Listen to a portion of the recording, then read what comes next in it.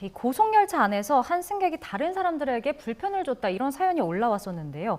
이제 사진을 좀 보면 열차 복도에서 한 승객이 이제 다리를 쭉 펴고 있어서 다른 승객들이 지나가는데 좀 불편함을 느꼈다 이런 이야기더라고요. 근데 이제 승무원이 이제 주의를 줬고 지금 보시는 것처럼 저렇게 복도 쪽으로 다리를 쭉 펴서 아마 이제 지나가는 사람들이 걸려 넘어질 수 있지 않았을까 싶은데 승무원 제지에도 이제 계속 이 반복되는 행동이 이어졌다고 하더라고요. 어떻게 좀 보시나요? 사실 이제 저는 지방재판 가느라고 그 기차 많이 타는 편이거든요. 네. 저 정도 양반이지라는 생각이 들어요. 네. 왜냐하면 늘 만나지는 건 아니지만 네.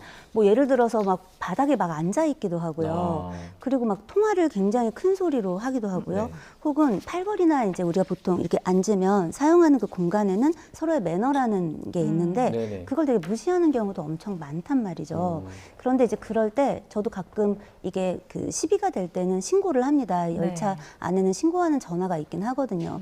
하지만 이제 오셨을 때 승무원분들도 이 부분을 강하게 조치하기가 되게 어려워요. 네. 왜냐하면 뭐 다 사법경찰인 그런 어떤 위치에 있는 분들이 타는 게 아니라 그렇죠. 거기 안에는 거의 승무원분들이 오셔서 조치를 하고 있기 때문에 네. 가장 강하게 할 수 있는 게 이제 내려라 정도 할 수 있는 거고 보통은 또 민원이 제기되고 그러니까 그거보다는 다른 자리로 이제 오히려 문제를 일으키는 사람을 옮겨주거나 하면서 끝나는 경우가 많아서 네. 이런 부분들에 대해서는 좀 더 권한을 강화시켜줘야 될 필요가 있지 않을까 생각이 듭니다. 네. 열차 같은 거 타면 이제 주변에 조금 피해를 입히는 그런 분들이 있는데 이럴 때 참 어떻게 대처를 해야 할까 좀 난감할 때가 있어요. 그렇죠. 근데 처벌 규정이 마땅치가 않습니다. 뭐 생각해 보는데 뭐 철도 안전법에 따라서 열차 내에서 소란 행위를 하면 처벌되는 규정은 있는데 그때의 소란은요 다리 이렇게 팔걸이에 걸쳐둔 수준이 아니라 네. 뭐 폭력 사건이 일어난다거나 고성방가를 한다거나 운행에 뭐 불편을 끼칠 정도는 돼야지 처벌이 된다고 볼 수 있고요.